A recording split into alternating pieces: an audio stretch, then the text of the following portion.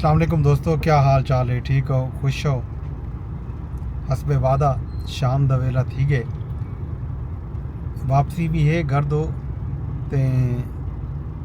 खबरां भी अज दे जेह्ड़ा विफाकी दारुल हुकूमत इस्लामाबाद दा राजधानी दी जेह्ड़ी कहानी मैं तुहाडे नाल सांझी करेंदा होना, वो करेंदा वैसा नाल नाल राजधानी दी कहानी जेह्ड़ी है वो इवें है जो अज विफाकी दारुल हुकूमत इस्लामाबाद दे विच सब तो वड्डा न्यूज़ इवेंट जिहड़ा इलैक्ट्रॉनिक मीडिया अते सोशल मीडिया ते चले डिस्कस थे ते हाली तक भी डिस्कस थींदा पे ओ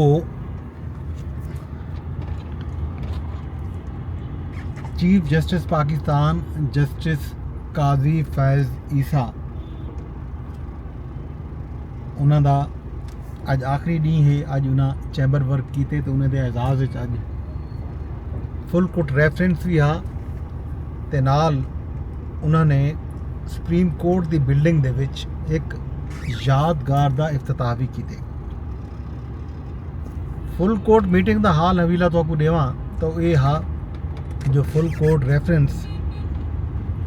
11:15 बजे के लगभग शुरू थे तो वो लाइव दिखाया गया पाकिस्तान दे कौमी मीडिया ते नाल सोशल मीडिया ते यूट्यूब चैनल सुप्रीम कोर्ट का जोड़ा हा उन्होंने भी लाइव हा उनके नाल नाल बे भी बहुत सारे यूट्यूब चैनल ते कौमी चैनल के उत्ते ये तकरीब बराह रास्त दिखाई गई है। इन तकरीब की खास गल यह है कि इहदे विच सुप्रीम कोर्ट के जोड़े 5 जज हैं वो शरीक नहीं थे। जोड़े जजा ने शिरकत नहीं की थी उन्होंने जस्टिस मंसूर अली शाह हैं, एक तो सीनियर जज यूनी जज जोड़े हैं वो वैसे तो सऊदी अरब में उम्र की खातिर गए हुए हैं लेकिन वो खुद शरीक नहीं थे, लेकिन उन्होंने एक खत लिखे तो ये इसरार किए कि उन्होंने जोड़ा एक खत है ये खत को जोड़ा फुल कोर्ट रैफरेंस है उनकी कार्रवाई का हिस्सा बनाया वजे। उन्होंने खत दे विच बहुत सारे वजूहात दसे कि वो क्यों शरीक नहीं थे। उन्होंने ये भी दसाया कि 2000 आलमन 19 जोड़े वेले जस्टिस साकिब निसार साहब का रैफरेंस हा आखिरी फुल कोर्ट रैफरेंस उनदे विच भी उन्होंने शिरकत ना ही की थी। इन गलों वो चीफ जस्टिस काजी फैज़ ईसा दे फुल कोर्ट रैफरेंस दे विच भी इन गलों शिरकत नहीं पे करेंदे कि वो समझते काजी फैज़ ईसा ने अपने दौर दे विच सुप्रीम कोर्ट की कदर घटाई है। उन्होंने सुप्रीम कोर्ट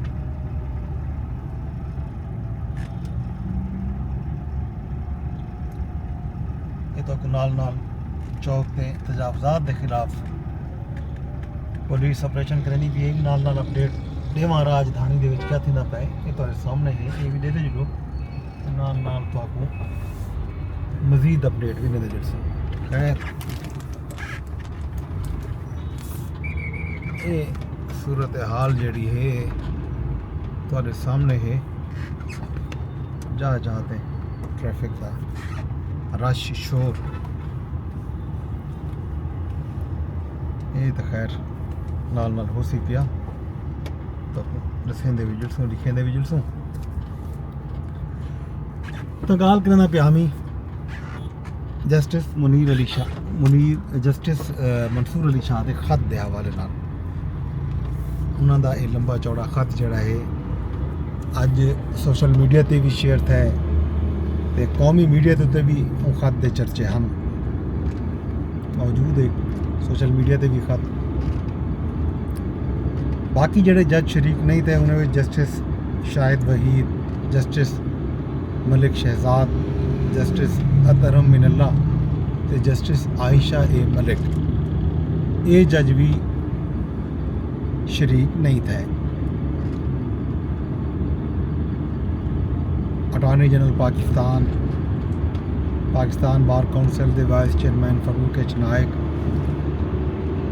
नामजद chief justice Pakistan justice Yahya Afridi,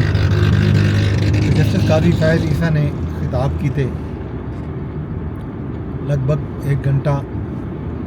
जारी रहने वाली ये तकरीब ख़त्म थी तो अवल सुप्रीम कोर्ट दे विच ही इंसानी हकूक के हवाले नाल कायम की गई एक यादगार का इफ्तिताह भी जस्टिस काजी फैज़ ईसा ने किए।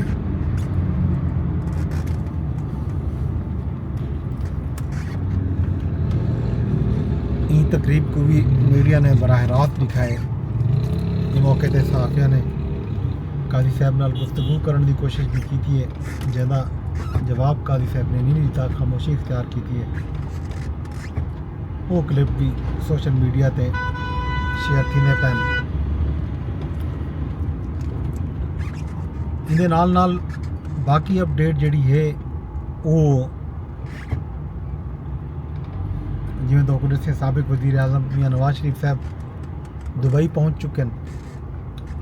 दुबई में उन्होंने इस्तकबाल किया गया जो अपनी साहबजादी के घर क्याम करे सन। ते कल वो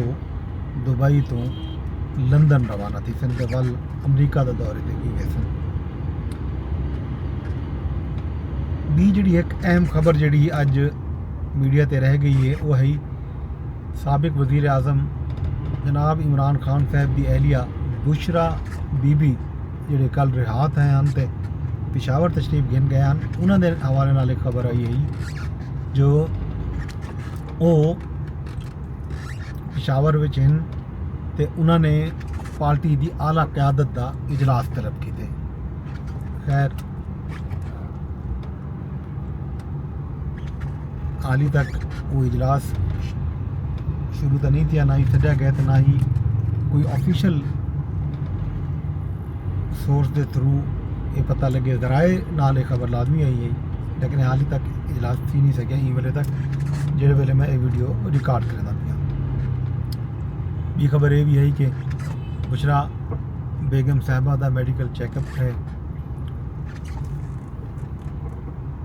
उन्होंने दंद तकलीफ है ते नाल ये भी दस्या गया जी उन्होंने तर्जुमान एंड मिशाल यूसुफजई उन्हें तरफ जारी बयान जो उन्होंने कंन दे विच भी तकलीफ है तो दंद भी तो उनका ये चैकअप है तो वो कुछ नहीं आराम करे सन। ई तो बा मौलाना फजल रहमान अज चनियोट चन अज उन्होंने उतना मीडिया नाल गुफ्तगू की है तो उतना साफियों के सवालों के जवाब दे विच उन्होंने आखे कि जिहड़ियां 27 तरमीम के हवाले नाल खबर आंदियां पैन वो उन्होंने भरपूर मुखालफत करे सन तो वो कई सूरत भी 27वीं तरमीम जी है वो पास ना थी वंडे सन। भी खबर एक ये भी आई है कि हुकूमत जड़ा है supreme court practice and procedure act दे विच भी तब्दीली घिनावन की तैयारी करनी पई है तो उहदे विच जिहड़ी कमेटी बनाई गई है supreme court practice and procedure act के तहत कि उहदे किराए जज साहबान शामिल हो सन जेडे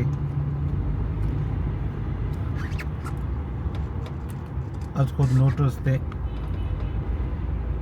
नाल ही बेंचेस की तश्कील वास्ते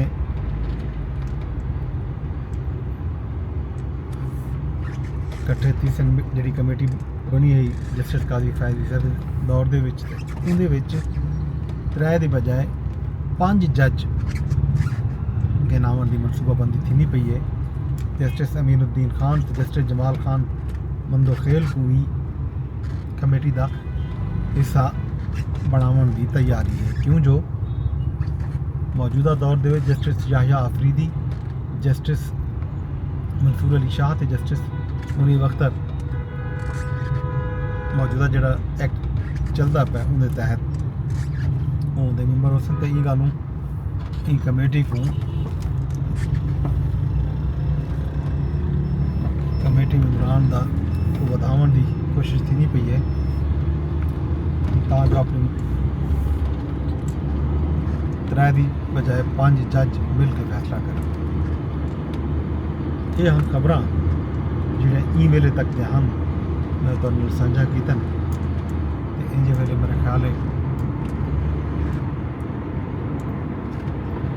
टीम की आमदन का वेला थी चुके मुख्तलिफ जाइंद होते ट्रैफिक को बंद करने की तैयारी थी नहीं पई है ये तो पहले के ट्रैफिक ब्लॉक थी वे रुके निकल जुड़ी चे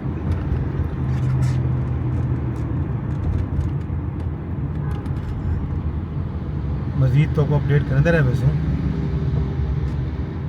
फिलहाल की तो मैं कुछ इजाजत रब सोने के हवाले।